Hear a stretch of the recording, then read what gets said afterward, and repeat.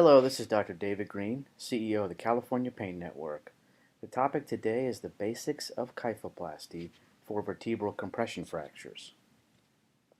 Over 700,000 compression fractures occur every year. Most of these are due to osteoporosis, and actually a lot of them go unnoticed and have no pain whatsoever. They're called silent. 50% of women and 25% of men will end up having an osteoporotic fracture in their lifetime. And once a compression fracture occurs, the risk of additional fractures goes up fivefold. So when a person does have symptoms, a lot of times it's a sudden onset of back pain. If it's a thoracic compression fracture, it's mid-back, lumbar, low back, and it often worsens while standing or walking. A person can have limited spinal mobility and have some height loss and deformity. Additionally, if you have a fracture in the thoracic area, a lot of times pain wraps around the flank because it irritates the intercostal nerves.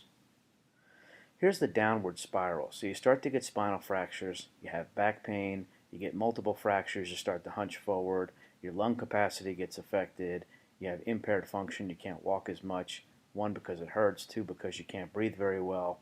You start to lose your appetite because it pinches on the stomach, you start to have sleeping problems, decreased activity, your bone loss becomes worse, so your density and osteoporosis gets worsened. You have more fractures, more lung problems, and then you spirals into the mortality. Treatment options for vertebral compression fractures, you can just kind of watch it. If it's not hurting too bad and the person doesn't want to try a brace, then you could just kind of, benign neglect is what it's called.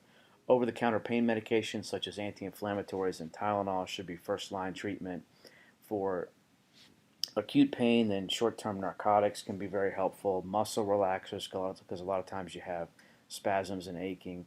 And then spinal bracing. What you see here in the picture is called a Jewett brace, Jewett.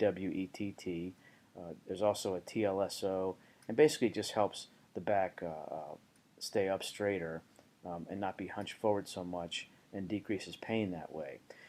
The vertebroplasty procedure was invented in the 1980s for actually fractures from cancer. Okay, so that's how it was invented, and then it began a decade later being used for osteoporotic fractures. It's an outpatient, low-risk procedure that provides instant pain relief. Essentially, what's happening is the catheter is being inserted through this area here called the pedicle into the fracture area, and cement is being injected. Okay, so it's just two steps. Catheter inserted, cement, and it hardens within 20 minutes and stabilizes it. So the evolution of the vertebroplasty is the kyphoplasty procedure. It's been FDA cleared for quite a while, 1998, but it didn't get really popular until the early 2000s. It is very similar to a vertebroplasty with the usage of bone cement and the way that the catheter is inserted into the fracture, but it involves placement of a balloon first. So here's how it works. You have the fracture, and you insert the catheter through this area called the pedicle. Okay? Then you inflate this balloon with saline. And the saline has some dye in it so you can see how it's working. You see how the height is restored somewhat here? Then you take out the balloon, and then it leaves this void, and cement is put in at a very low pressure, and then the procedure is complete. It hardens within about 20 minutes. So the outcomes of kyphoplasty, it gives immediate pain relief from the stabilization. The aches, the spasms from the muscles, those can continue for a few days to a few weeks, but most of the pain resolves very quickly. Over 90% of patients see dramatic relief immediately with significantly increased function with walking and performing activities of daily living.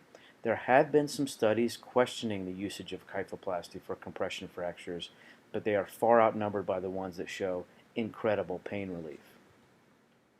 The top pain management clinics in California are part of the California Pain Network.